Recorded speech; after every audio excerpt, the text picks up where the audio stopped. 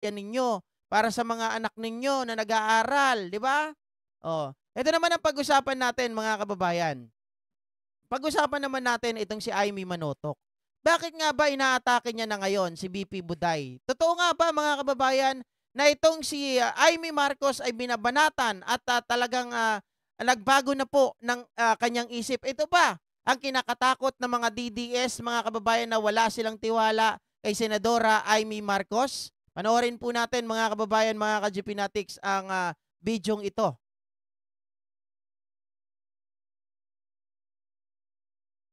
Na yan, ang buong Davao, naghihikahos pa paano, dati #1 exporter sa buong mundo. Tapos naging #2 dahil sa Ecuador. Ngayon, kulelat na dahil sa Vietnam. Pwede ba i-rescue na? Tigilan na yung biyahe ng mga opisyal dyan, marketing kuno. Yun! Sino kaya yung opisyal na sinasabihan ni Aimee, mga kababayan, na biyahe ng biyahe at marketing kuno? Diba? So, ang pinag-uusapan dito, ang subject ay yung Davao, na kung saan po mga kababayan, mga ka-GPnatics, alam naman natin dati po ay #1 exporter daw ito. Ngayon ay parang paurong na ng paurong. Parang wala nang tumatangkilik. Paano? Wala daw nag-aasikaso. Oh, yung mga opisyal daw mga kababayan ay lipad ng lipad. 'Di ba? Kung saan-saan pumupunta. Ano ba talaga ang ginagawa ng bise? Oh. Na yan, ang buong Davao, naghihikahos pa paano, dati #1 exporter sa buong Davao, naghihikahos. Anong ginagawa ng mayor dyan? Yari ka! Anong ginagawa ng vice mayor? Anong ginagawa ng mga congressman? Diyan. Nagpapalaki ng bayag? Oh. buong mundo. Tapos naging #2 dahil sa Ecuador. Ngayon, kulelat na dahil sa Vietnam. Pwede ba i-rescue na? Tigilan na yung biyahe ng mga opisyal dyan, Oy, tigilan na daw yung biyahe ng mga opisyal. Buday! Simula na ba ng awayan Aimee, mga kababayan, at Duterte? Kasi dito, yung susunod natin dito matindi. Etong si Aimee Marcos kasi, mga kababayan, may mamaya, may balita dyan tungkol dyan. Dahil itong si Maharlika ay mukhang ginagatasan itong si Aimee. Sabi ni Ma'am Eva, Sir GP, ano ba yan? Strategy ni Aimee para makakuha ng sympathy? Yari ka! Hindi natin alam mga kababayan, pero ako, kahit anong gawin ninyo, hindi ako maniniwala sa isang Aimee Manotoc. Diba? Hindi ako maniniwala sa isang Aimee Duterte. Sabi niya Gina Ganelo, nagpapalaki lang ng tiyan ang mga Duterte. Yari ka! Hindi, nagpapalaki ng bulsa. Ay, nagtampo ba Ma'am Marisa Zunokawa kasi hindi isinama sa dahig? Yari ka! Sa Kuwait. Kala ko sa dahig. Sa Kuwait pala. May pera naman siya, bakit di siya gumastos, di ba? O baka naupos na rin. Yari ka! Ang tanong dito mga kababayan, nagbabago na ba ng kulay?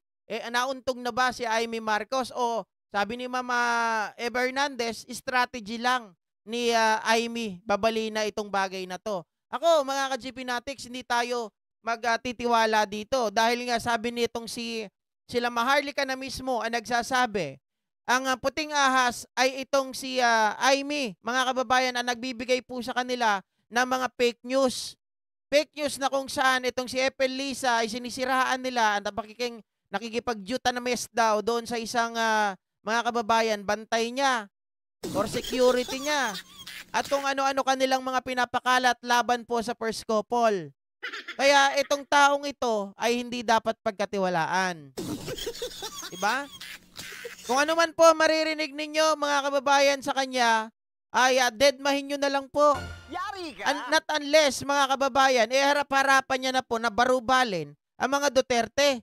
At harap-harapan niya na po na kontrahin ang mga Duterte. Pero kapag ganito, mga kababayan, wag po tayong maniwala. Sabi ni Ma'am Eva, never ako naniwala dyan kay Aimee. Sabi ni Mama Yuki Sawaki, nauntog siguro yung baba. Yun lang mga kababayan. Diba? Sobrang desperado po. Sobrang desperado. Mga kababayan. Diyos ko, sakit ng ulo ko. Sumakit pati yung likod ko kanina. Kasi ako, nagbuhat ako. Deadlift ako. Nakalimutan ko na mag-warm up. Diyos ko. Pag na-deads yung likod ko, di na ako makatayo. Mahirap daw magtiwala kaya Manang, sabi ni Sir Ode Lennon. Tama po, dapat maging vigilante tayo at all times. Dahil, mga kababayan, a traitor is always a traitor. Yari ka! Hindi uso sa akin dito yung sinasabi no, blood is thicker than water. Anak ng baka.